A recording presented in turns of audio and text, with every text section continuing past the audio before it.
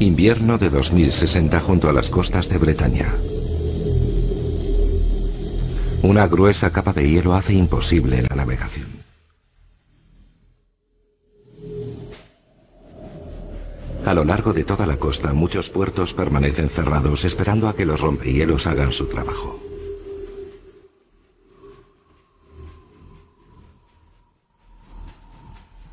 Y por tercera vez este año, la mayoría de los aeropuertos europeos han cancelado todos los vuelos y miles de aviones se han tenido que quedar en tierra.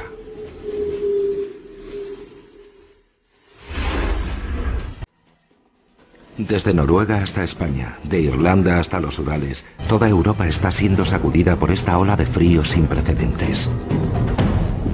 ¿Realidad o ficción?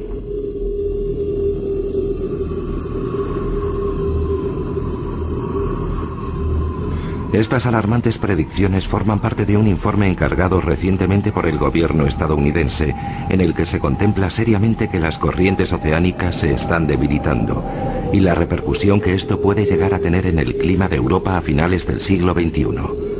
La causa de este desastre, el calentamiento global. Esta catástrofe anunciada viene a engrosar la letanía de fenómenos climáticos que se han multiplicado en los últimos años. Lluvias torrenciales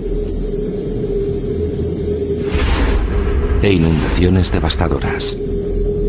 Olas de calor con consecuencias mortales y violentos huracanes y tifones, cada vez más frecuentes. Ejemplos suficientes para darnos cuenta del riesgo que corremos al alterar el clima de nuestro planeta. Esta vez la amenaza procede de las profundidades del Océano Atlántico, derivada de la complejidad de la corriente marina más mítica de todas, la corriente del Golfo.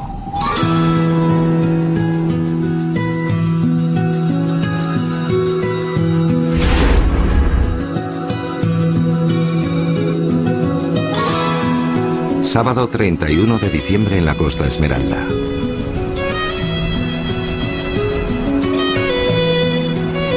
Con un tiempo en el que los carteros no deberían salir a la calle, ni siquiera los jubilados.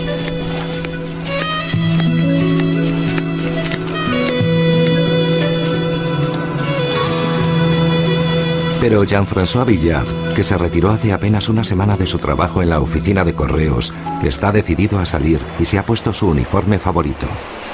Jean-François es uno de esos bañistas invernales que salen a darse un chapuzón ya sea verano o invierno, y no perdona ninguna oportunidad de nadar un rato en el Atlántico.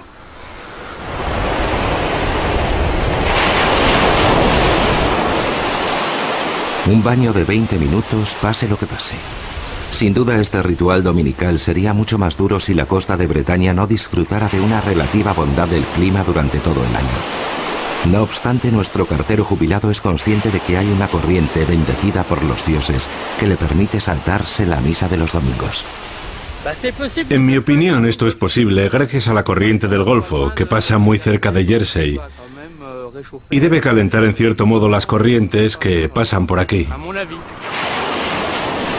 Unos inviernos benignos y un mar sin hielo que se debe en parte al paso de las cálidas aguas de la corriente del Golfo junto a las costas de Bretaña explican en gran medida el famoso microclima que los folletos turísticos de la zona utilizan como reclamo. Pero hay algo de lo que no cabe duda. Al otro lado del Atlántico es imposible imitar a los bañistas invernales.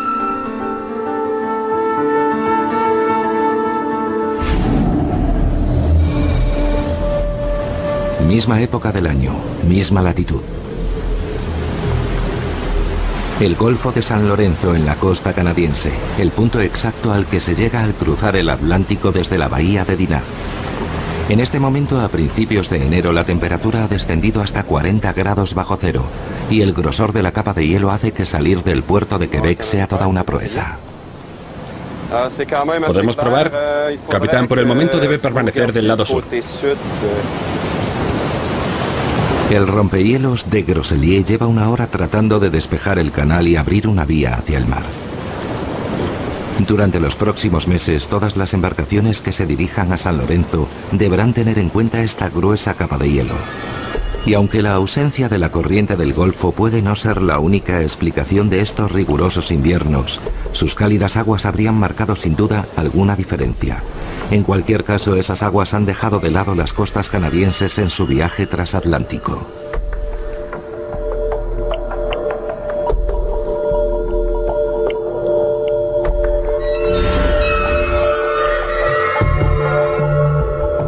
Las tierras altas escocesas, en la costa norte.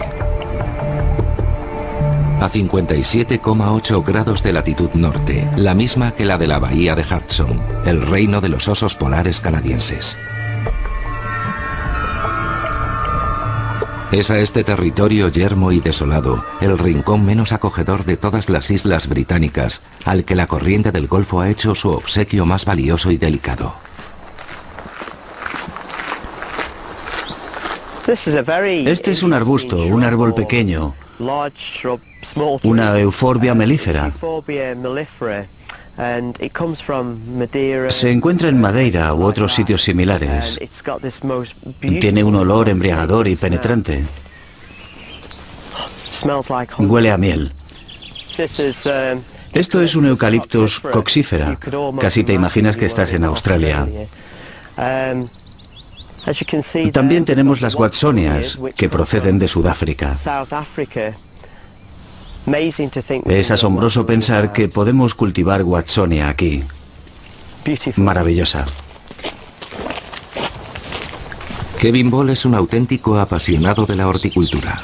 Y es verdaderamente afortunado porque está a cargo de uno de los jardines más extraordinarios de Gran Bretaña, los jardines de Inverewe. Un capricho botánico en medio de ninguna parte. Los jardines de Inverewe reúnen una de las colecciones más completas de plantas exóticas de todo el mundo. Aunque estamos muy al norte, recibimos la influencia de la corriente del Golfo, que trae aguas cálidas hasta aquí y nos proporciona un ambiente más templado. Así que es gracias a la corriente del Golfo por lo que podemos cultivar estas plantas de la zona de Australasia. Si se alcanzaran temperaturas de hasta 3 o 4 grados bajo cero, para ellas sería muy difícil soportarlo. ¿En qué consiste exactamente esta corriente del Golfo? Esta benefactora que baña las costas del norte de Europa con su agradable calidez y las protege de los rigurosos inviernos que sus vecinos de enfrente, los canadienses y estadounidenses, soportan cada año. Hoy hay mucha gente en el Centro Nacional de la Constitución estadounidense en Filadelfia. El mes pasado se inauguró aquí una exposición sobre la figura más importante de la historia de la ciudad y probablemente del país, Benjamin Franklin.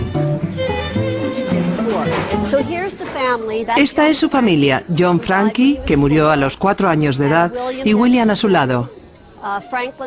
En sus visitas guiadas, Paige Talbot se deshace en elogios con este estadounidense ilustrado. Franklin no solo fue un gran inventor, y no solo del pararrayos, también fue el primer embajador de los Estados Unidos en la corte francesa, y uno de los padres de la independencia de los Estados Unidos. Pero el episodio que a esta admiradora del personaje más le gusta relatar pertenece a un ámbito totalmente distinto. La historia de la corriente del Golfo es tal vez una de las que la gente menos conoce. Muchos ni siquiera saben bien qué es la corriente del Golfo. A menos que sepas algo sobre oceanografía, es muy posible que no tengas ni idea de que Franklin tuvo algo que ver con el descubrimiento de la corriente del Golfo. Desde tiempos inmemoriales, la corriente del Golfo ha intrigado a los navegantes que se cruzaban en su trayectoria. Los balleneros estadounidenses de principios del siglo XVIII fueron los primeros que supieron dilucidar el trayecto que seguía esa fuerte corriente que atravesaba las aguas en las que pescaban.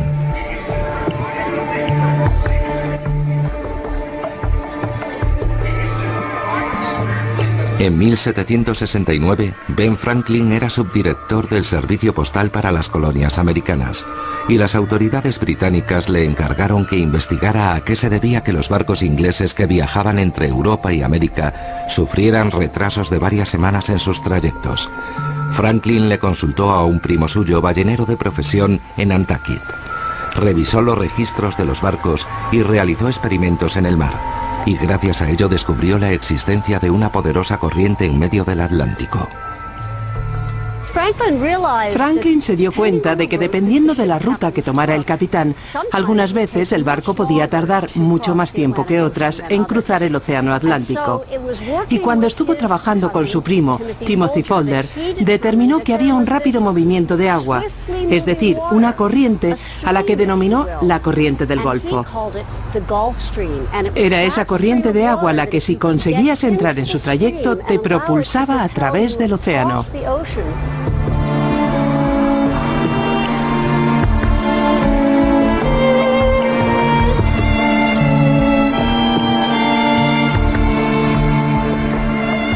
A partir de sus descubrimientos, Franklin decidió trazar un mapa exacto de este río bajo el mar.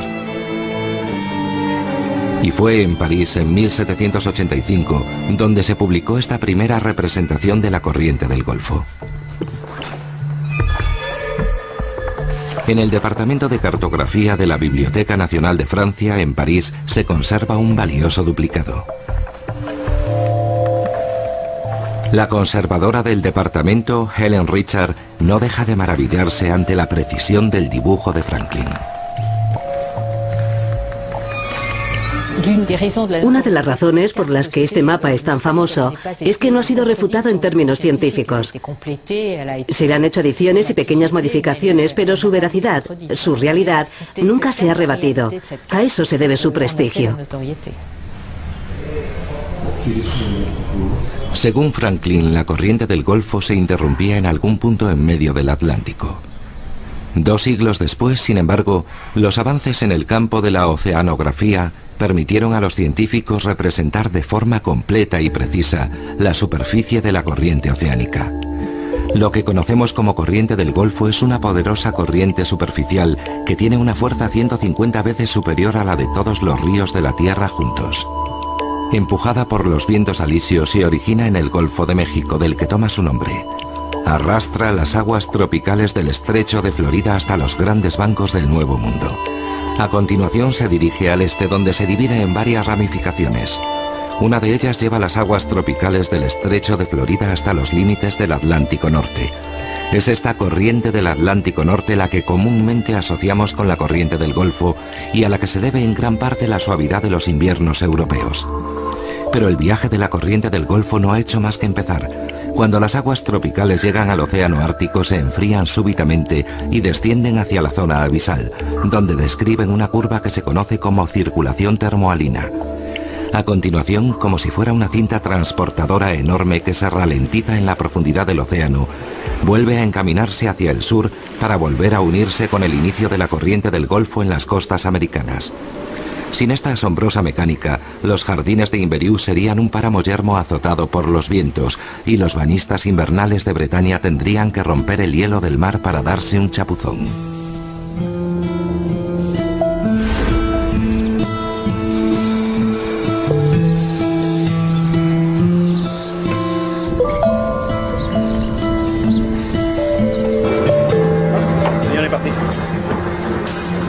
No deje pasar la oportunidad.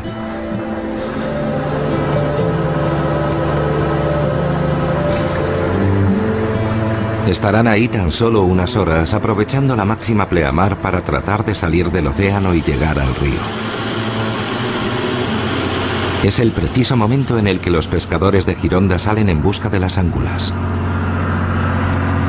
Las angulas son las crías de las anguilas, y Sebastián lleva casi 70 años pescándolas en las turbias aguas del estuario. Este diminuto pez plateado se vende por la friolera de hasta 800 euros el kilo. Y para algunos miles de ellos, esta mañana da comienzo una migración increíble. Empiezan a migrar casi inmediatamente después de su nacimiento, en estado larvario, y pasan casi un año viajando hasta la costa del Atlántico, mientras van alimentándose y convirtiéndose en estas pequeñas angulas que puede ver aquí.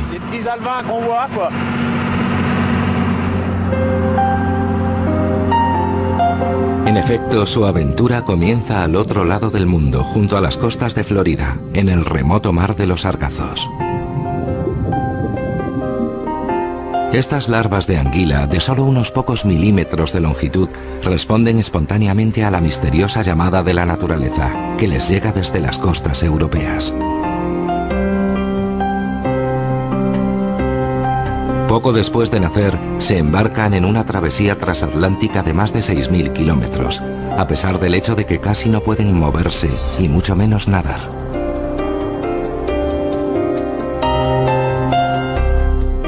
Su única opción es introducirse en la autopista oceánica, dejándose llevar por la corriente del Golfo para regresar hasta su río ancestral.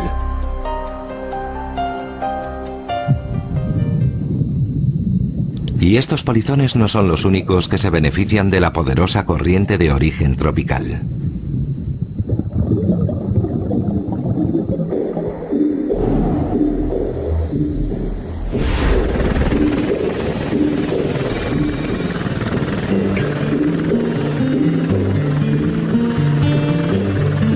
En su trayecto hacia el norte, la corriente del Golfo se encapricha de la península noruega y se entretiene recorriendo un grupo de islas con el precioso nombre de Lofoten, para alborozo de los bacalaos y de quienes los pescan. Carl Víctor bautizó su barco con su nombre, y todos los años en la misma época recorre con él cada rincón de este archipiélago. El milagro se obró hace algunas semanas. Grandes bancos de Skrei, el bacalao del Ártico, acuden puntuales a su cita en las costas noruegas.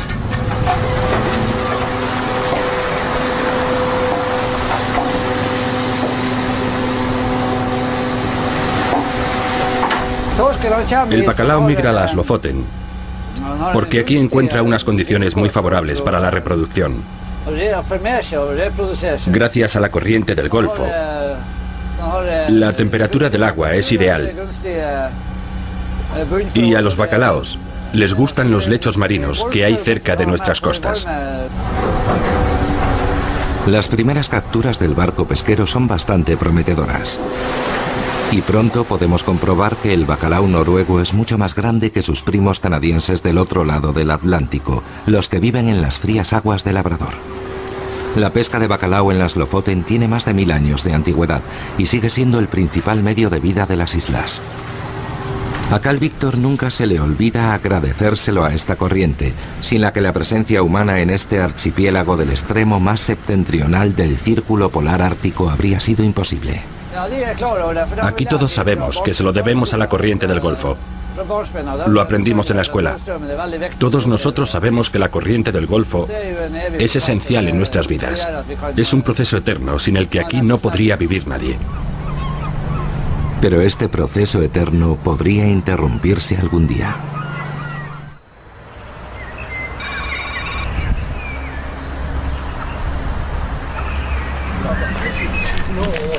Esta terrible hipótesis se confirmó recientemente con el hallazgo que realizaron unos paleoclimatólogos, científicos que tratan de predecir el clima de mañana a partir del de antes de ayer.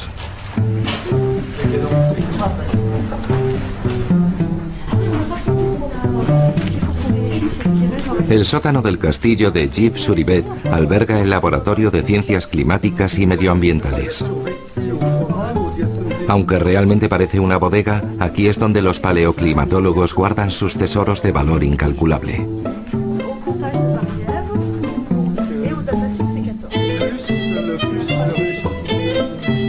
En él se conservan kilómetros de muestras de sedimento extraídas del fondo del Océano Atlántico. Pruebas inestimables que, tras haber jugado un tiempo al escondite, permiten a Elisabeth Michel y Jean-Claude Duplessis estudiar de cerca las variaciones del tiempo durante los últimos 100.000 años.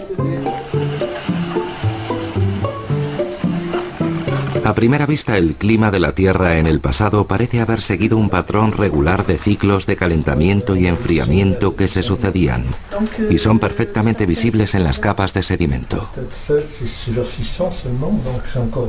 En la segunda mitad del siglo XX, la comunidad científica emprendió la gran tarea de estudiar en detalle esta sucesión de periodos de calentamiento y enfriamiento, particularmente en las muestras de sedimentos marinos, y se pudo comprobar que la sucesión era casi periódica, con intervalos diferenciados y casi invariables de 20.000 años, 40.000 años y 100.000 años.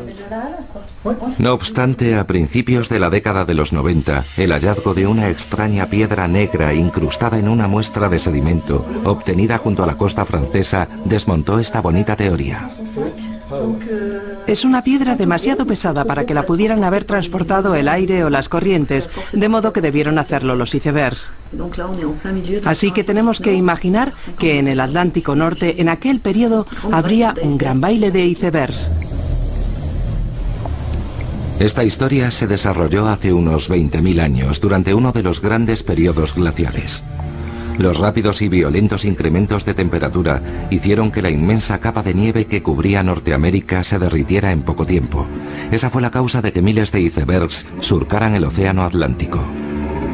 Los científicos podrían no haber sabido nunca que el hielo se había desprendido si los icebergs no hubieran actuado como pulgarcitos, dejando caer las piedras del rocoso suelo canadiense en el fondo marino próximo a las costas europeas. Estas muestras se han tomado cerca de la costa de Francia, en la bahía de Gascoña, y junto a Gibraltar, donde se encuentran los últimos guijarros que los icebergs dejaron caer al derretirse. Los icebergs se derritieron, pero los guijarros no. El desprendimiento del hielo fue un hallazgo muy importante.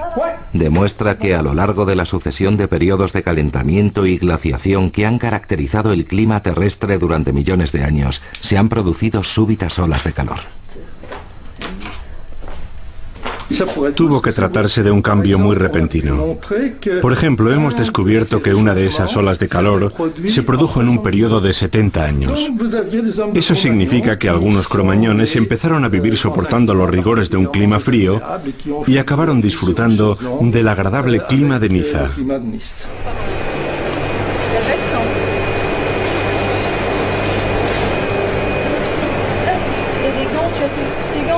En las frías salas de laboratorio, los glaciólogos han encontrado pruebas que confirman esta teoría. Valérie Masson puede averiguar la temperatura del aire desde hace 20.000 años, prácticamente año a año, gracias a las muestras de hielo que se han obtenido en Groenlandia. Un análisis de las burbujas de aire que han quedado milagrosamente atrapadas en el hielo de hace milenios confirman que durante los periodos glaciales se producían olas de calor que provocaban el desprendimiento de icebergs.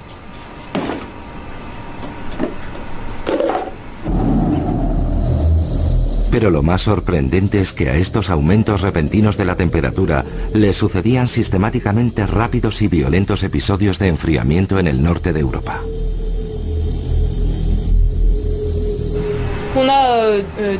Había zonas cubiertas de hielo marino, que eran mucho más amplias que en la actualidad. En ocasiones se acercaban a las costas españolas. En el caso de Europa Occidental se corresponde con los grandes periodos de enfriamiento. Durante las fases más frías, la Tierra se cubría de hielo a latitudes tan meridionales como Dordoña, por lo que hay episodios de frío extremo que llegaban hasta el sudoeste de Francia. ¿Qué es lo que causaba estas subidas y bajadas de la temperatura? Estas olas alternas de frío y calor que duraban solo unas décadas y dejaban tantas huellas en el hielo de Groenlandia. Un oceanógrafo estadounidense fue el primero en resolver el enigma.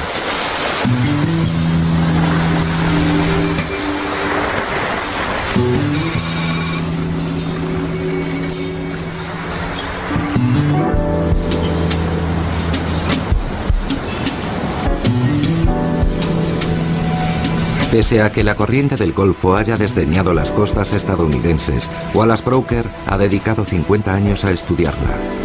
Profesor en la prestigiosa Universidad de Columbia, Brooker estaba decidido a tratar de comprender mejor cómo influyen las corrientes oceánicas en el clima terrestre, y particularmente la del Golfo.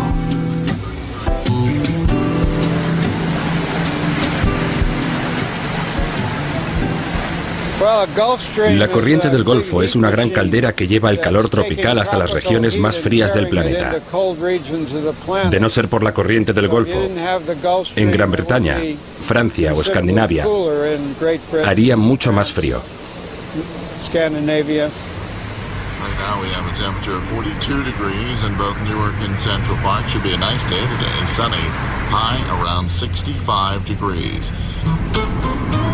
Intrigado por los bruscos cambios climáticos del pasado, Wallace Brooker pensó que la explicación podía estar en una disfunción de esta caldera natural que aporta 10 grados más a las costas europeas durante las estaciones más frías del año. Nos enfrentábamos al misterio que suponían las pruebas sobre Groenlandia.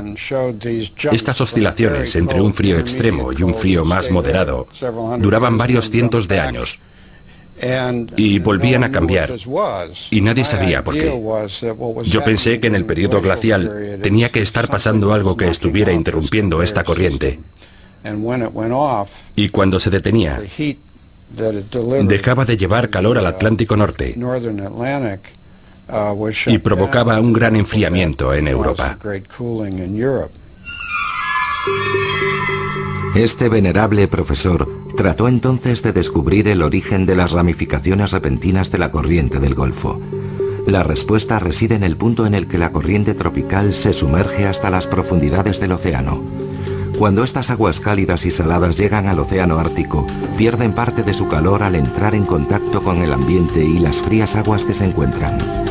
Y como consecuencia se produce la evaporación, que aumenta la salinidad y densidad del agua. A medida que las aguas van enfriándose y teniendo una mayor concentración de sal, se hacen más pesadas y se hunden hasta el fondo del mar para formar la circulación termohalina. Estas formaciones de aguas profundas constituyen el motor principal de la cinta transportadora oceánica y la corriente del Golfo. Pero si se perturba este delicado mecanismo, es probable que todo el sistema se interrumpa. Y eso es exactamente lo que ocurrió durante el último periodo glacial. El derretimiento de los icebergs creaba un flujo de agua dulce que diluía la sal, que es la principal causante de la densidad del agua marina. Si se diluye, no se puede formar agua profunda y la cinta transportadora se detiene. En resumen, durante el último periodo glacial nuestro planeta sufrió muchos aumentos bruscos de la temperatura. Con tan solo un calentamiento de unos pocos grados se producía el desprendimiento de los icebergs y se vertían 1000 millones de metros cúbicos de agua dulce en el Atlántico Norte. Como consecuencia, la densidad de las aguas tropicales se reducía y no se formaban aguas profundas. Por lo tanto, si desviamos la corriente oceánica hacia el sur, se inicia una ola de frío en el norte de Europa. Es a lo que el profesor Brooker llamó el talón de Aquiles de la circulación oceánica.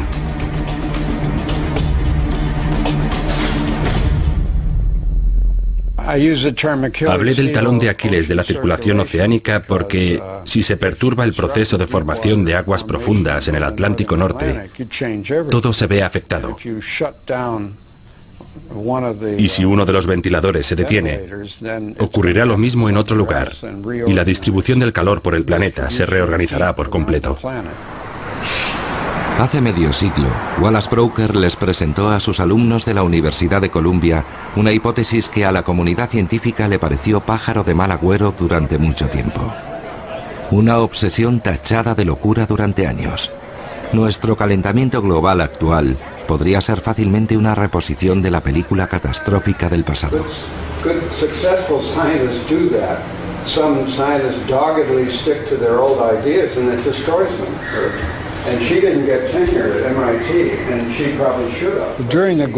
Sabemos que durante el periodo glacial hubo épocas en las que la circulación termohalina se detuvo.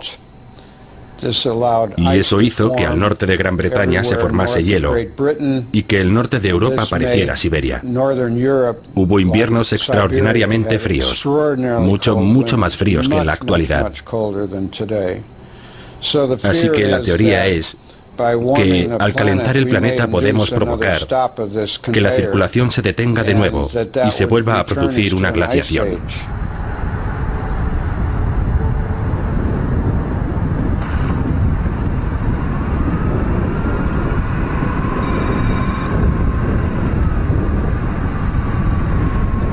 Aquí, en Toulouse, la sección de meteorología de los laboratorios de Météo France es la primera en medir el calentamiento de nuestro planeta.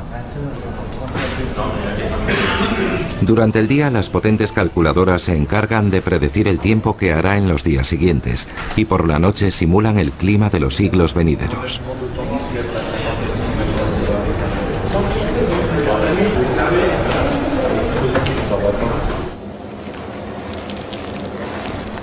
Serge Planton, un climatólogo experto de Météo France, participa en la labor del Grupo Intergubernamental de Expertos sobre el Cambio Climático que las Naciones Unidas ha creado para evaluar los datos científicos sobre el calentamiento mundial. Sabemos que el clima ha cambiado y que cambiará en el futuro, especialmente debido a la actividad humana por las emisiones de gases de efecto invernadero. Por primera vez en la historia, la humanidad está influyendo en el clima terrestre. Aunque continúa siendo objeto de debate, la responsabilidad del ser humano en el calentamiento del planeta es algo mayoritariamente aceptado por la comunidad científica. La contaminación del tráfico, la producción industrial, la deforestación e incluso algunos sectores agropecuarios como la cría de ganado son algunas de las actividades humanas que contribuyen al aumento de la emisión de gases de efecto invernadero, los principales responsables del nuevo calentamiento global. Veamos un ejemplo. Cada año se emiten más de 6.000 millones de toneladas de dióxido de carbono. Si la emisión sigue a ese ritmo, la cifra podría llegar a 20.000 millones de toneladas en el año 2050. Y sin duda el desarrollo de países emergentes como China y la India no va a contribuir a frenarlo. Esta información es suficiente para confundir a cualquier simulador informático que trate de predecir el clima futuro. Los modelos más complejos simulan una tendencia al calentamiento durante el próximo siglo. No podemos analizar demasiado los pronósticos porque aún no se sabe cómo va a evolucionar la cuestión del efecto invernadero. Pero las proyecciones muestran que el calentamiento, según los últimos pronósticos del Grupo Intergubernamental, en 2001, experimentará un aumento de 1,5 a 6 grados en comparación con 1990. En cualquier caso, hay algo seguro. Este calentamiento mundial no tiene precedentes en la historia de la humanidad. Y según Serge Planton, las predicciones del aumento de las temperaturas todavía guardan sorpresas. Por ejemplo, creemos que las olas de calor serán cada vez más frecuentes. Y en lo que respecta a Francia, en el extremo más pesimista, pensamos que pasarán a ser entre 5 y 10 veces más frecuentes, lo que significa que el verano que tuvimos en 2003 será el habitual a finales del siglo XXI. De ahí que podamos concluir que la actual tendencia al calentamiento podría hacer que esta cinta transportadora oceánica volviera a detenerse.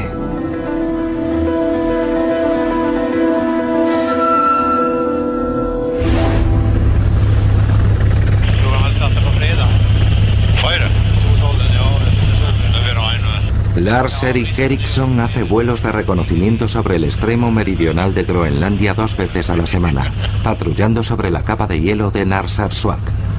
Realiza su labor tanto en verano como en invierno para informar a las embarcaciones comerciales sobre el estado de la plataforma de hielo a lo largo de toda la costa. Y en los casi 50 años que lleva sobrevolando Groenlandia, Lars ha sido testigo de que las condiciones del hielo han ido empeorando en esta región del Ártico. Lo que se puede observar sobrevolando la zona es que cada año el mar permanece abierto durante más tiempo antes de congelarse completamente, en lugares donde debía haber hielo sólido. Normalmente, debería haber hielo sólido desde la costa oeste del Círculo Polar Ártico hasta el norte, pero en la actualidad los grandes barcos pueden navegar más tiempo y hasta mucho más al norte. No sé a qué se debe, si al calentamiento o a otra cosa. Pero lo que está claro es que algo está cambiando. Los científicos prevén que en algún momento en los próximos 20 años, la plataforma de hielo desaparecerá por completo en verano. A esto se suma el derretimiento del casquete glaciar de Groenlandia, que está retrocediendo a un ritmo de 14 kilómetros al año, 3 veces más rápido que a finales de la década de los 80. pero sobre todo el aumento de las lluvias en el Ártico y el crecimiento del caudal de los ríos de Norteamérica y Asia producen un incremento del agua dulce que se vierte en los océanos y que muy probablemente afectará la circulación oceánica.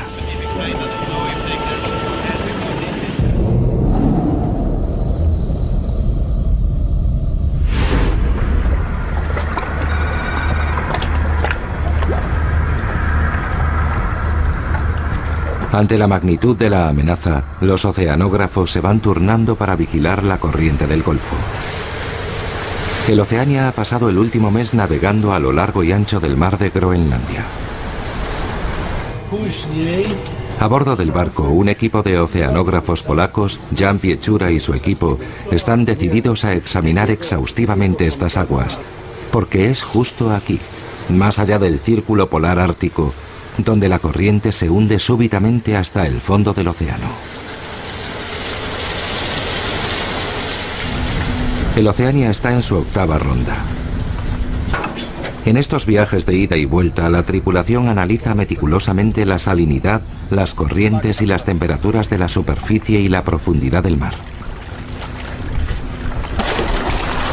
El objetivo de estos análisis es observar si se produce cualquier cambio en las aguas tropicales que llegan a este lugar antes de emprender el regreso al sur.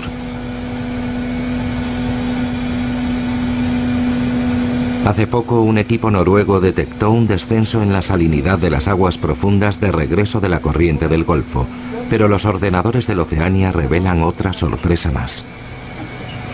W tym czasie obserwujemy znaczne zmiany wody atlantyckiej. En los últimos años hemos ido observando grandes cambios en las propiedades del agua del Atlántico. Desde 2003, la temperatura del agua ha ido subiendo. Este año ya hemos observado un aumento de 0,7 grados centígrados con respecto a los resultados del año pasado. Un aumento de casi 1 grado, algo sin precedentes en la historia de la oceanografía.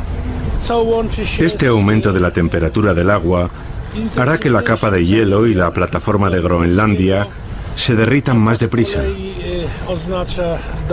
lo que supondrá un incremento de la cantidad de agua dulce que se vierte en los océanos y una posible desaceleración de la circulación termoalina. Los primeros efectos del calentamiento global del Atlántico Norte son claramente apreciables en las pantallas de detección del Oceania y en las profundidades marinas. De modo que la pregunta ¿es posible que el calentamiento global conduzca a Europa paradójicamente a un nuevo periodo glacial?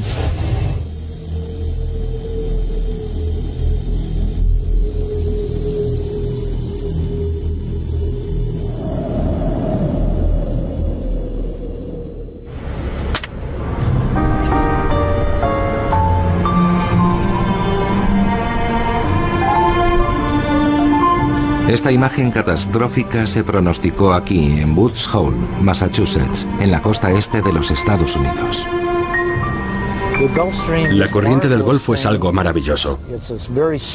Es un torrente muy fuerte y poderoso que controla un montón de cosas, entre ellas el clima. Y este es un lugar perfecto para estudiarla. Está muy cerca. Y podemos llegar allí en cosa de un día. Terry Joyce es investigador en la institución oceanográfica Woods Hole, un laboratorio independiente creado en 1930. Terry lleva muchos años aprovechándose de la cercanía de la corriente del Golfo para poder hacer un seguimiento detallado y detectar cualquier cambio que se pueda producir en ella. Como muchos otros en Woods Hole, está convencido de que es muy posible que cualquier perturbación de la circulación termoalina pueda provocar una nueva glaciación. Si se produce un cambio brusco y la corriente del Golfo regresa al sur y no vuelve a dirigirse al norte como antes, tendremos inviernos como hace un par de años, en los que el mar que tengo detrás estuvo helado y hacía muchísimo frío. En cuanto a la probabilidad de que las olas de frío se vuelvan a producir en el Atlántico Norte, Terry Joyce no se muestra mucho más tranquilizador. La mayoría piensa que la probabilidad de que esto ocurra en la próxima década es mínima, en torno al 2%, pero lo que realmente puede pasar es que ese riesgo sea del 50% en los próximos 100 años. Recientemente un grupo de consultores del Pentágono se tomó muy en serio las preocupaciones de Terry Joyce y el resto del equipo de Woods Hole. En octubre de 2003, Peter Schwartz y Doug Randall publicaron un informe titulado Un cambio repentino en la situación climática y sus repercusiones en la seguridad nacional de los Estados Unidos. Este informe de 20 páginas es algo que a George Bush le hubiera gustado mantener en secreto, porque a pesar de que el título es tranquilizador, el contenido resulta demoledor. Convencidos de que el súbito cambio climático es inminente, los autores imaginan lo inconcebible. La interrupción de la circulación termohalina se producirá en torno a 2010. En Europa se alcanzarán temperaturas similares a las de Siberia, lo que supondrá la escasez de recursos hídricos y la aparición de tormentas de nieve y fuertes vientos cada vez más frecuentes. Schwartz y Randall también pronostican la escasez de alimentos en todo el continente y la migración al sur de las poblaciones de Escandinavia y del norte de Europa en busca de tierras más cálidas. En otros lugares el sistema de monzones se trastocará y sumirá a China en el caos. La subida de los niveles del mar hará que Bangladesh prácticamente desaparezca y una sequía implacable asolará el este de África. Ante la catástrofe generalizada, los Estados Unidos, que también se verán afectados por la ola de frío, adoptarán una política aislacionista y emplearán sus recursos en alimentar a su población y reforzar sus fronteras. En cuanto a la probabilidad de que todo esto suceda, lo cierto es que los autores, más que preguntarse si ocurrirá, se preguntan cuándo ocurrirá. Si bien la comunidad científica considera que este informe es alarmista en muchos aspectos, Terry Joyce lo analiza desde otro punto de vista.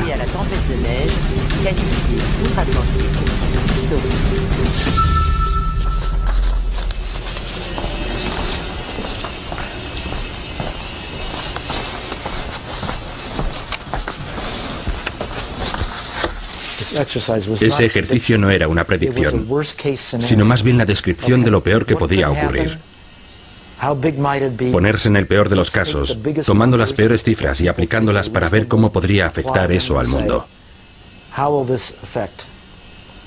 En la época de la Guerra Fría, cuando yo me echaba las manos a la cabeza ante el panorama de la devastación nuclear, aunque era un miedo real, también estaba basado en los peores pronósticos. Joyce les atribuye el mérito a los autores del informe, sobre todo por haber mostrado interés en las terribles consecuencias que estos cambios bruscos del clima podrían tener en todo el planeta. Sería muy positivo que los responsables de otros países o los comités de expertos de otros países hicieran ese mismo ejercicio, porque si vivimos un cambio tan repentino, no va a ser algo que solo afecte al tercer mundo, nos va a afectar a todos.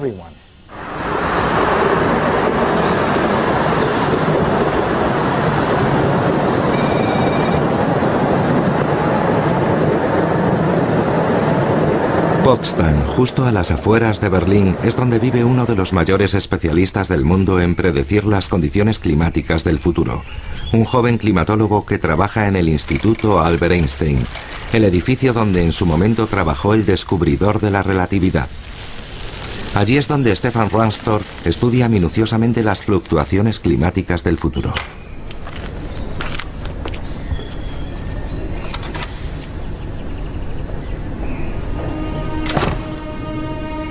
En el sótano del instituto hay un ejército de ordenadores que trabaja sin descanso, analizando los datos científicos que se recogen sobre la velocidad de las corrientes, su salinidad, la temperatura del aire y el grosor de las capas de hielo. Material suficiente para hacer cálculos tremendamente complejos y elaborar todo tipo de hipótesis sobre la posibilidad de que la circulación oceánica se vuelva a interrumpir.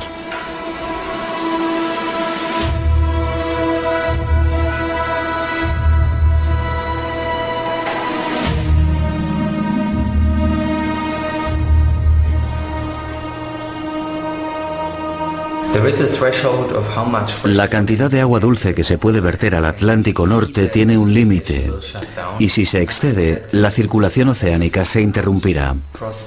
Creo que en el peor de los casos el límite se excederá durante este mismo siglo, en la segunda mitad, si no detenemos el calentamiento global a tiempo. Lo único que sabemos es que nos estamos aproximando a ese límite porque la cantidad de agua dulce que se introduce al Atlántico está aumentando y la salinidad ya se está reduciendo. Para hacer este pronóstico tan preocupante, Stefan Rahmstorf tiene en cuenta que gran parte del casquete polar de Groenlandia se está derritiendo, lo que supone un 70% de las reservas de agua dulce del planeta. Es una hipótesis bastante probable si el calentamiento global continúa avanzando al ritmo actual. El resultado es un panorama de cambio climático mundial en los próximos siglos que nos presenta la situación como si ya estuviéramos ahí. La interrupción de la circulación oceánica se produciría en la segunda mitad de nuestro siglo, provocando el enfriamiento del norte de Europa. El calentamiento generalizado del planeta compensaría inicialmente la pérdida de estos pocos grados, pero solo sería una ligera prórroga, porque a medida que se acercara el año 2300, el agotamiento de las energías fósiles como el petróleo y el gas supondría la reducción del calentamiento global y haría que el Atlántico Norte se enfriara definitivamente. A la larga, si los niveles de dióxido de carbono vuelven a reducirse en los siglos venideros, pero la circulación oceánica del Atlántico sigue parada, se podría producir el enfriamiento de Europa, que experimentaría un descenso de varios grados con respecto a las temperaturas actuales. Todavía no estaríamos hablando de un periodo glacial en sentido estricto, pero, por ejemplo, la agricultura en Escandinavia sería prácticamente inviable. Los pronósticos de este equipo alemán no vaticinan el fin del mundo para mañana mismo, pero sí para el día siguiente. Además, predicen que estos cambios tan repentinos se producirían a consecuencia de una nueva desaceleración de la cinta transportadora oceánica. Estamos bastante seguros de que se producirá una grave perturbación de los ecosistemas del Atlántico Norte, que dependen en gran medida del aporte de nutrientes que proporcionan estas corrientes.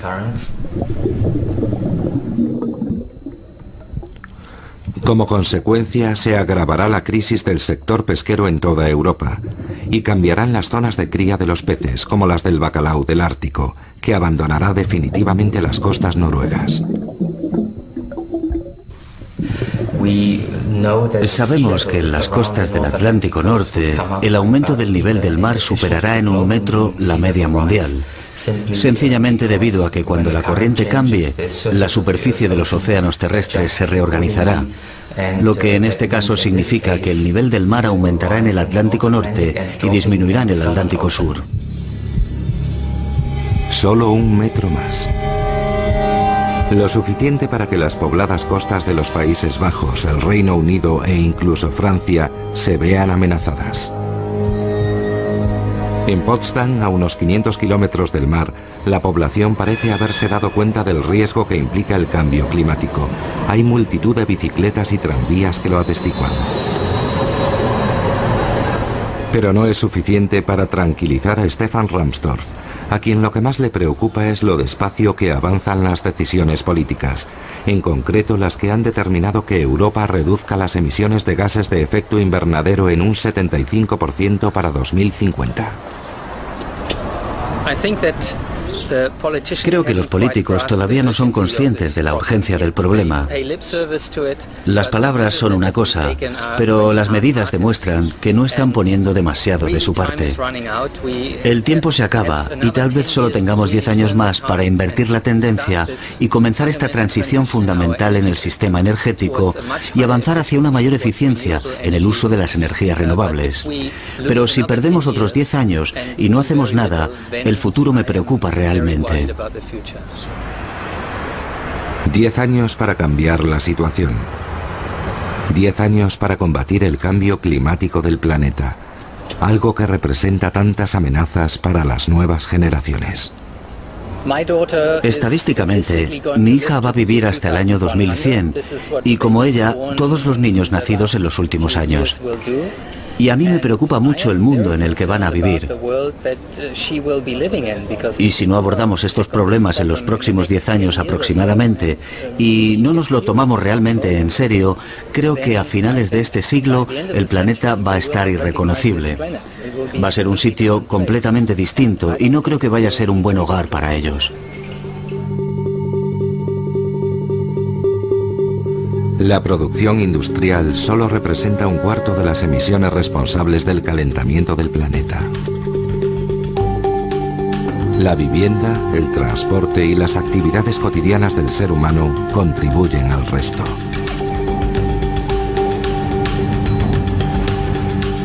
Por lo tanto, es nuestra responsabilidad comportarnos cada día de forma que podamos legar a las generaciones futuras un planeta tan viable como el que nosotros heredamos.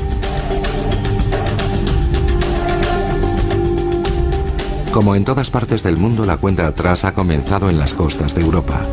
No se puede descartar que la circulación oceánica se vaya a detener a finales de siglo. Una sorpresa climática más que nos depara la ya abultada lista de incertidumbres que pesan sobre el clima del mañana.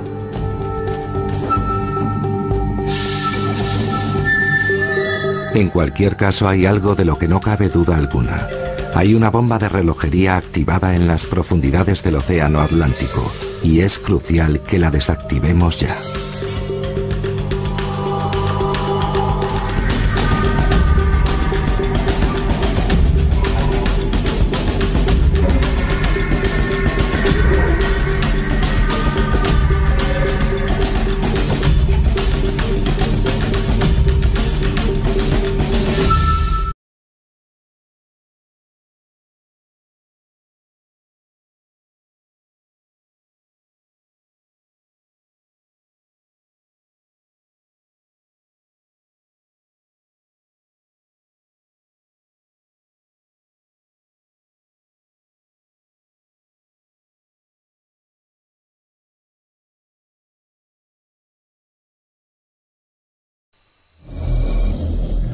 Invierno de 2060 junto a las costas de Bretaña. Una gruesa capa de hielo hace imposible la navegación.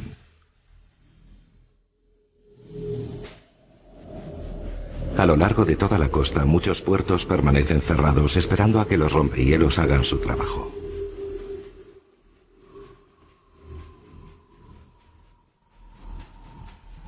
Y por tercera vez este año, la mayoría de los aeropuertos europeos han cancelado todos los vuelos y miles de aviones se han tenido que quedar en tierra.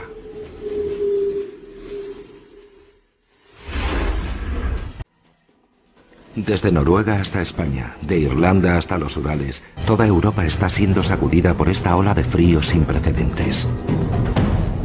¿Realidad o ficción?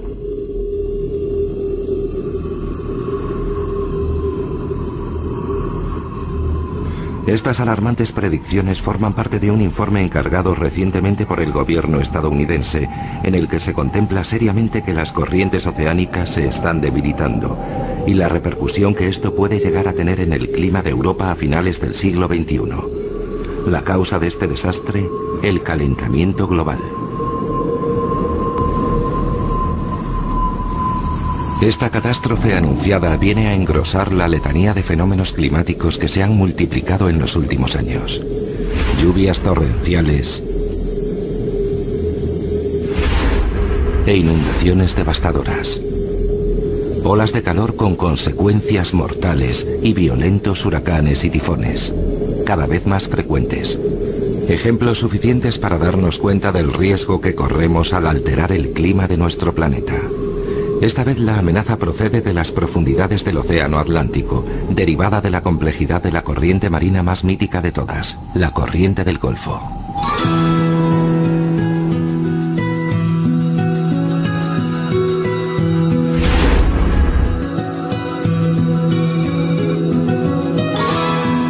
Sábado 31 de diciembre en la Costa Esmeralda.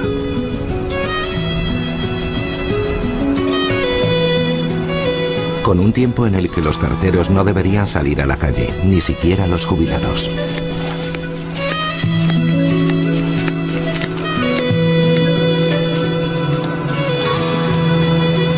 Pero Jean-François Villard, que se retiró hace apenas una semana de su trabajo en la oficina de correos, está decidido a salir y se ha puesto su uniforme favorito. Jean-François es uno de esos bañistas invernales que salen a darse un chapuzón ya sea verano o invierno y no perdona ninguna oportunidad de nadar un rato en el Atlántico.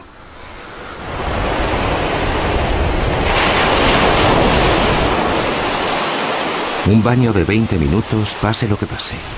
Sin duda este ritual dominical sería mucho más duro si la costa de Bretaña no disfrutara de una relativa bondad del clima durante todo el año. No obstante, nuestro cartero jubilado es consciente de que hay una corriente bendecida por los dioses que le permite saltarse la misa de los domingos. En mi opinión, esto es posible gracias a la corriente del Golfo, que pasa muy cerca de Jersey, y debe calentar en cierto modo las corrientes que pasan por aquí. Unos inviernos benignos y un mar sin hielo que se debe en parte al paso de las cálidas aguas de la corriente del Golfo junto a las costas de Bretaña explican en gran medida el famoso microclima que los folletos turísticos de la zona utilizan como reclamo. Pero hay algo de lo que no cabe duda. Al otro lado del Atlántico es imposible imitar a los bañistas invernales.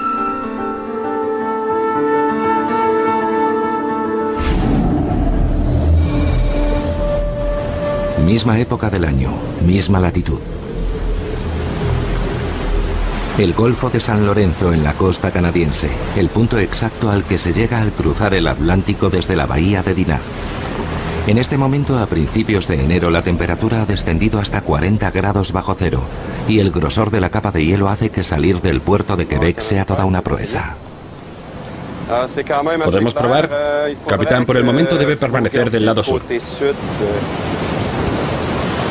El rompehielos de Grosellier lleva una hora tratando de despejar el canal y abrir una vía hacia el mar. Durante los próximos meses, todas las embarcaciones que se dirijan a San Lorenzo deberán tener en cuenta esta gruesa capa de hielo. Y aunque la ausencia de la corriente del Golfo puede no ser la única explicación de estos rigurosos inviernos, sus cálidas aguas habrían marcado sin duda alguna diferencia. En cualquier caso, esas aguas han dejado de lado las costas canadienses en su viaje transatlántico.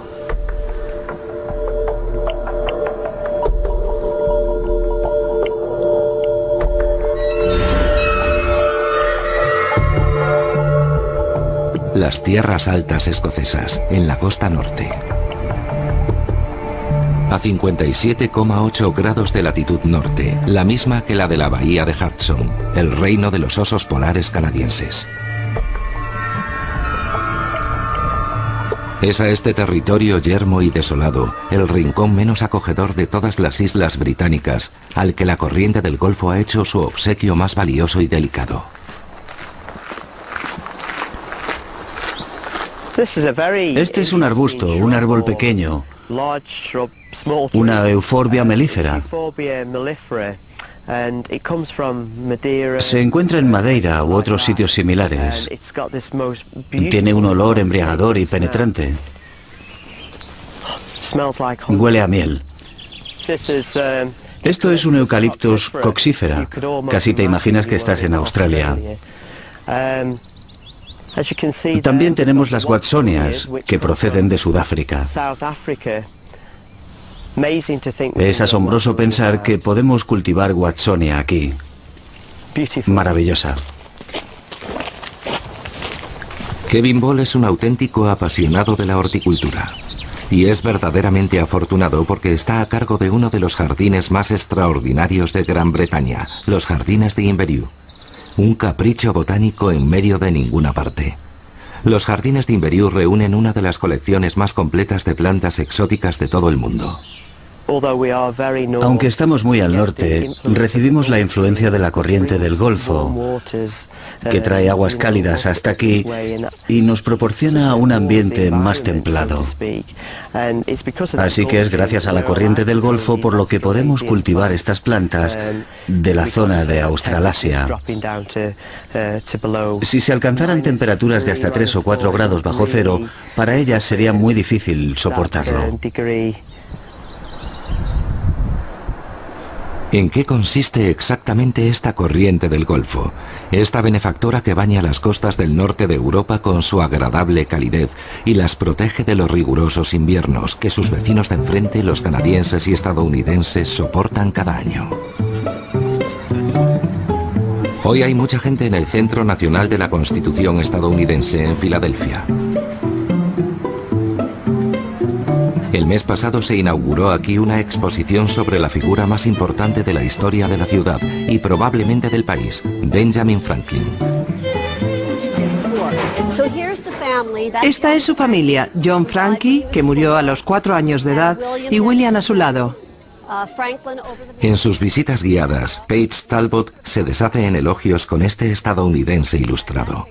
Franklin no solo fue un gran inventor, y no solo del pararrayos, también fue el primer embajador de los Estados Unidos en la corte francesa y uno de los padres de la independencia de los Estados Unidos. Pero el episodio que a esta admiradora del personaje más le gusta relatar pertenece a un ámbito totalmente distinto. La historia de la corriente del Golfo es tal vez una de las que la gente menos conoce. Muchos ni siquiera saben bien qué es la corriente del Golfo. A menos que sepas algo sobre oceanografía, es muy posible que no tengas ni idea de que Franklin tuvo algo que ver con el descubrimiento de la corriente del Golfo. Desde tiempos inmemoriales, la corriente del Golfo ha intrigado a los navegantes que se cruzaban en su trayectoria. Los balleneros estadounidenses de principios del siglo XVIII fueron los primeros que supieron dilucidar el trayecto que seguía esa fuerte corriente que atravesaba las aguas en las que pescaban.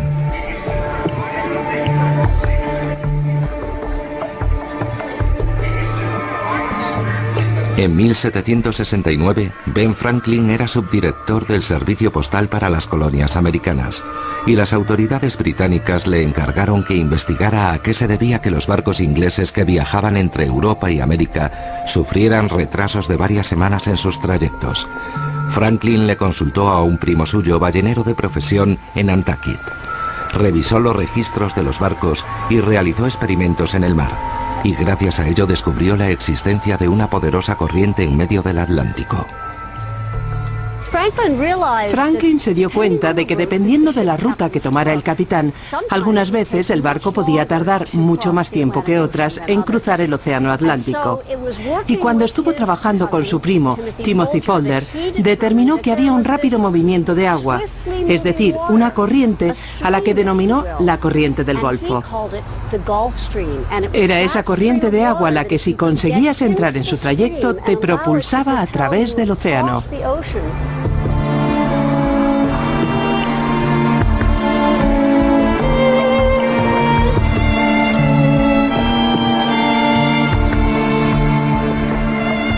A partir de sus descubrimientos, Franklin decidió trazar un mapa exacto de este río bajo el mar. Y fue en París en 1785 donde se publicó esta primera representación de la corriente del Golfo. En el Departamento de Cartografía de la Biblioteca Nacional de Francia, en París, se conserva un valioso duplicado.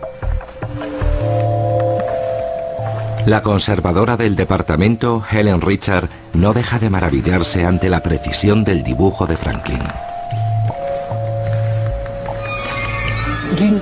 Una de las razones por las que este mapa es tan famoso es que no ha sido refutado en términos científicos. Se le han hecho adiciones y pequeñas modificaciones, pero su veracidad, su realidad, nunca se ha rebatido. A eso se debe su prestigio. Según Franklin, la corriente del Golfo se interrumpía en algún punto en medio del Atlántico.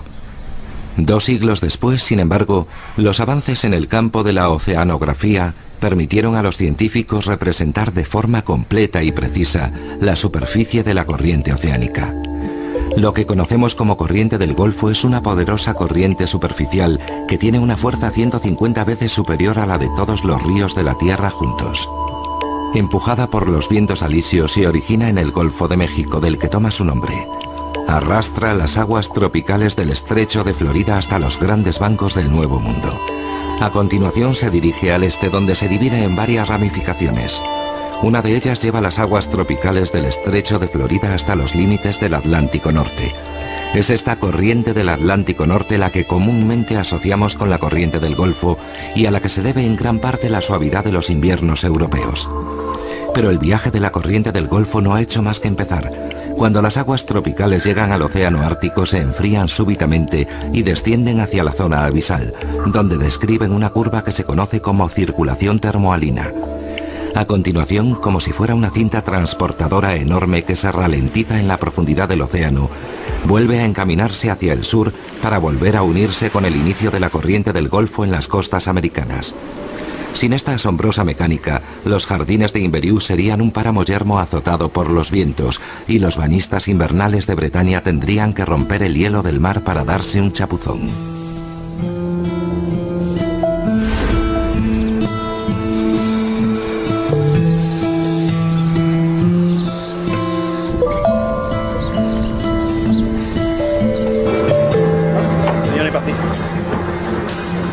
No deje pasar la oportunidad.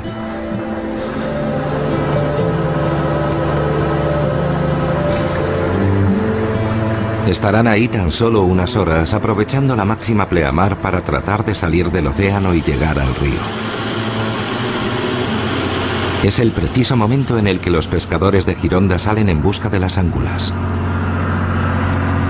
Las angulas son las crías de las anguilas, y Sebastián lleva casi 70 años pescándolas en las turbias aguas del estuario. Este diminuto pez plateado se vende por la friolera de hasta 800 euros el kilo. Y para algunos miles de ellos, esta mañana da comienzo una migración increíble. Empiezan a migrar casi inmediatamente después de su nacimiento, en estado larvario, y pasan casi un año viajando hasta la costa del Atlántico, mientras van alimentándose y convirtiéndose en estas pequeñas angulas que puede ver aquí.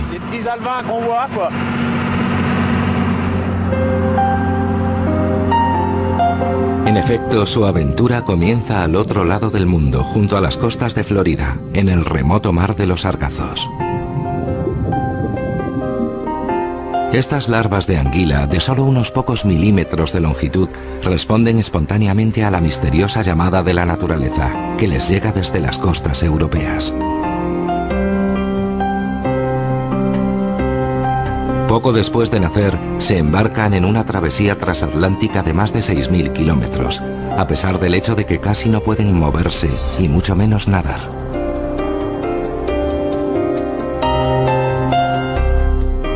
Su única opción es introducirse en la autopista oceánica, dejándose llevar por la corriente del Golfo para regresar hasta su río ancestral.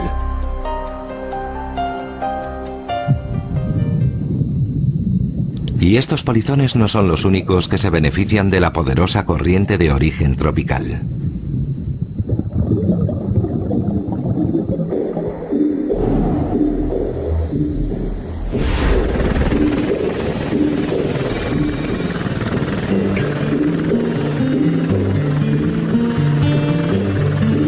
En su trayecto hacia el norte, la corriente del Golfo se encapricha de la península noruega y se entretiene recorriendo un grupo de islas con el precioso nombre de Lofoten, para alborozo de los bacalaos y de quienes los pescan.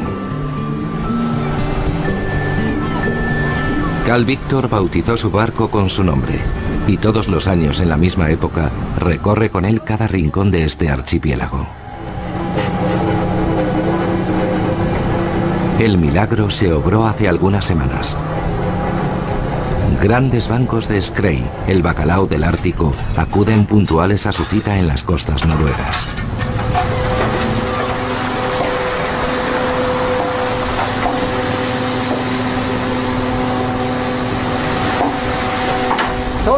El bacalao migra a las Lofoten, porque aquí encuentra unas condiciones muy favorables para la reproducción. Gracias a la corriente del Golfo, la temperatura del agua es ideal. Y a los bacalaos les gustan los lechos marinos que hay cerca de nuestras costas. Las primeras capturas del barco pesquero son bastante prometedoras. Y pronto podemos comprobar que el bacalao noruego es mucho más grande que sus primos canadienses del otro lado del Atlántico, los que viven en las frías aguas de Labrador. La pesca de bacalao en las Lofoten tiene más de 1000 años de antigüedad y sigue siendo el principal medio de vida de las islas. A Carl Víctor nunca se le olvida agradecérselo a esta corriente, sin la que la presencia humana en este archipiélago del extremo más septentrional del círculo polar ártico habría sido imposible. Aquí todos sabemos que se lo debemos a la corriente del Golfo. Lo aprendimos en la escuela. Todos nosotros sabemos que la corriente del Golfo es esencial en nuestras vidas. Es un proceso eterno sin el que aquí no podría vivir nadie. Pero este proceso eterno podría interrumpirse algún día.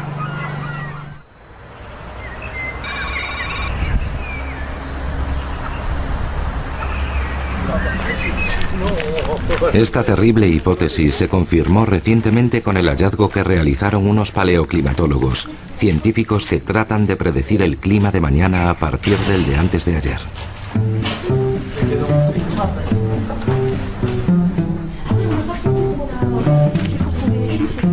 El sótano del castillo de Gif-sur-Yvette alberga el Laboratorio de Ciencias Climáticas y Medioambientales. Aunque realmente parece una bodega, aquí es donde los paleoclimatólogos guardan sus tesoros de valor incalculable.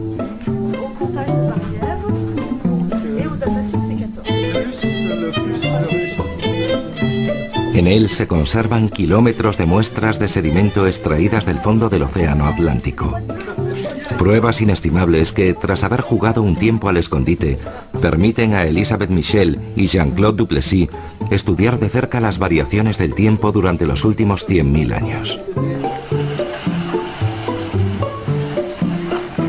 A primera vista, el clima de la Tierra en el pasado parece haber seguido un patrón regular de ciclos de calentamiento y enfriamiento que se sucedían, y son perfectamente visibles en las capas de sedimento.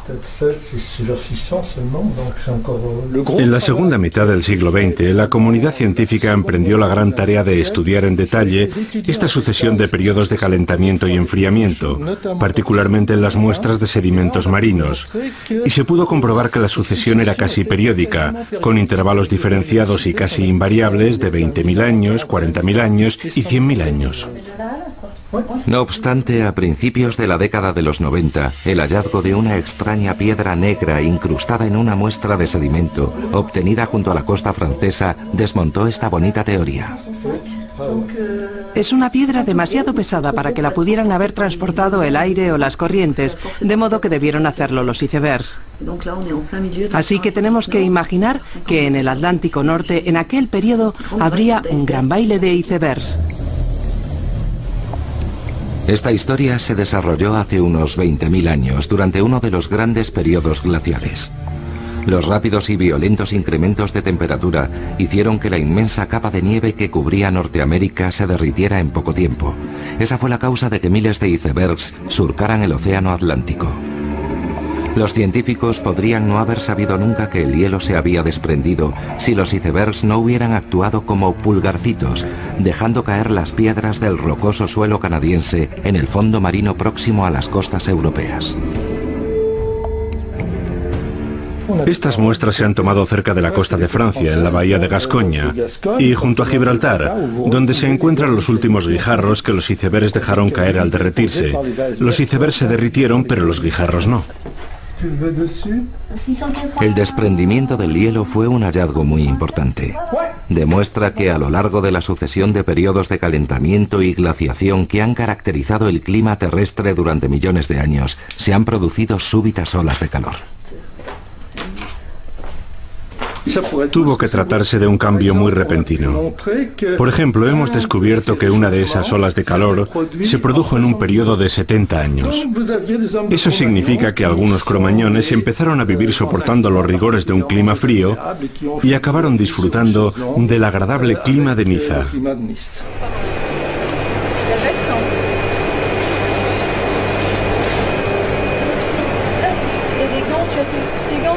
En las frías salas de laboratorio, los glaciólogos han encontrado pruebas que confirman esta teoría.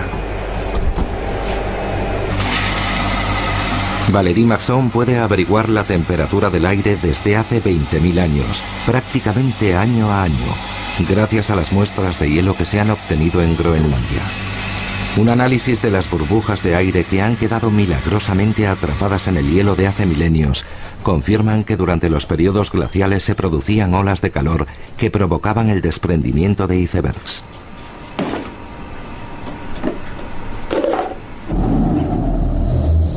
Pero lo más sorprendente es que a estos aumentos repentinos de la temperatura le sucedían sistemáticamente rápidos y violentos episodios de enfriamiento en el norte de Europa.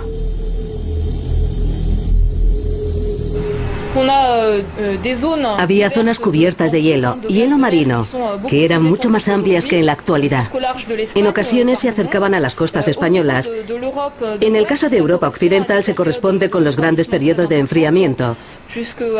Durante las fases más frías, la Tierra se cubría de hielo a latitudes tan meridionales como Dordoña, por lo que hay episodios de frío extremo que llegaban hasta el sudoeste de Francia. ¿Qué es lo que causaba estas subidas y bajadas de la temperatura? Estas olas alternas de frío y calor que duraban solo unas décadas y dejaban tantas huellas en el hielo de Groenlandia. Un oceanógrafo estadounidense fue el primero en resolver el enigma.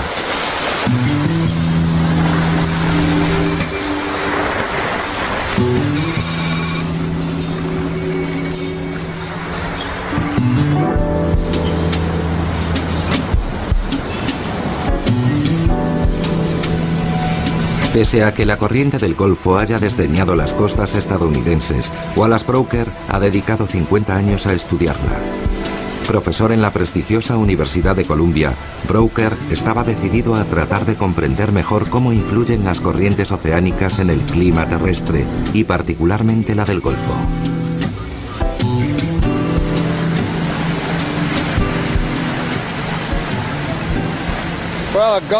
La corriente del Golfo es una gran caldera que lleva el calor tropical hasta las regiones más frías del planeta. De no ser por la corriente del Golfo, en Gran Bretaña, Francia o Escandinavia, haría mucho más frío.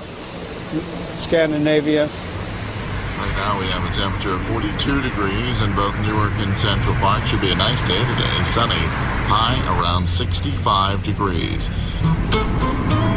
Intrigado por los bruscos cambios climáticos del pasado, Wallace Brooker pensó que la explicación podía estar en una disfunción de esta caldera natural que aporta 10 grados más a las costas europeas durante las estaciones más frías del año.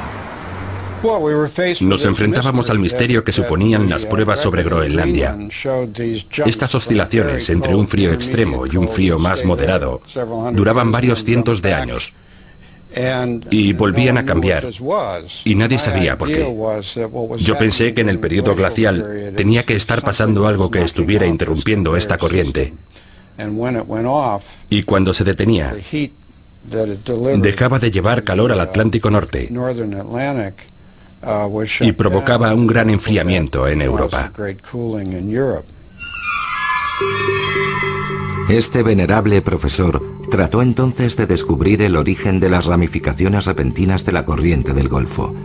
La respuesta reside en el punto en el que la corriente tropical se sumerge hasta las profundidades del océano. Cuando estas aguas cálidas y saladas llegan al océano Ártico, pierden parte de su calor al entrar en contacto con el ambiente y las frías aguas que se encuentran. Y como consecuencia se produce la evaporación, que aumenta la salinidad y densidad del agua. A medida que las aguas van enfriándose y teniendo una mayor concentración de sal, se hacen más pesadas y se hunden hasta el fondo del mar para formar la circulación termohalina. Estas formaciones de aguas profundas constituyen el motor principal de la cinta transportadora oceánica y la corriente del Golfo. Pero si se perturba este delicado mecanismo, es probable que todo el sistema se interrumpa. Y eso es exactamente lo que ocurrió durante el último periodo glacial. El derretimiento de los icebergs creaba un flujo de agua dulce que diluía la sal, que es la principal causante de la densidad del agua marina. Si se diluye, no se puede formar agua profunda y la cinta transportadora se detiene. En resumen, durante el último periodo glacial nuestro planeta sufrió muchos aumentos bruscos de la temperatura. Con tan solo un calentamiento de unos pocos grados se producía el desprendimiento de los icebergs y se vertían 1.000 millones de metros cúbicos de agua dulce en el Atlántico Norte.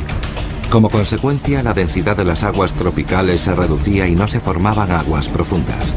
Por lo tanto, si desviamos la corriente oceánica hacia el sur, se inicia una ola de frío en el norte de Europa.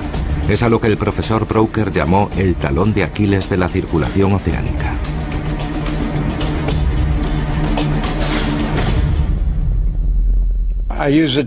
Hablé del talón de Aquiles de la circulación oceánica porque si se perturba el proceso de formación de aguas profundas en el Atlántico Norte, todo se ve afectado. Y si uno de los ventiladores se detiene, ocurrirá lo mismo en otro lugar y la distribución del calor por el planeta se reorganizará por completo. Hace medio siglo, Wallace Broecker les presentó a sus alumnos de la Universidad de Columbia una hipótesis que a la comunidad científica le pareció pájaro de mal agüero durante mucho tiempo. Una obsesión tachada de locura durante años. Nuestro calentamiento global actual podría ser fácilmente una reposición de la película catastrófica del pasado.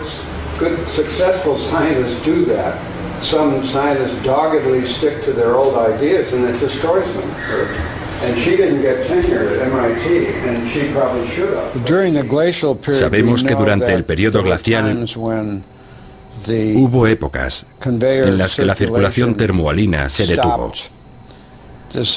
Y eso hizo que al norte de Gran Bretaña se formase hielo y que el norte de Europa pareciera Siberia. Hubo inviernos extraordinariamente fríos, mucho más fríos que en la actualidad.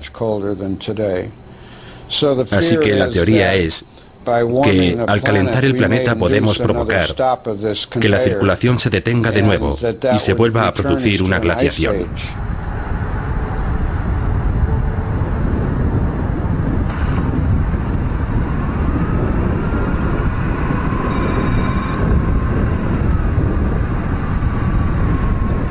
Aquí, en Toulouse, la sección de meteorología de los laboratorios de Meteo France es la primera en medir el calentamiento de nuestro planeta.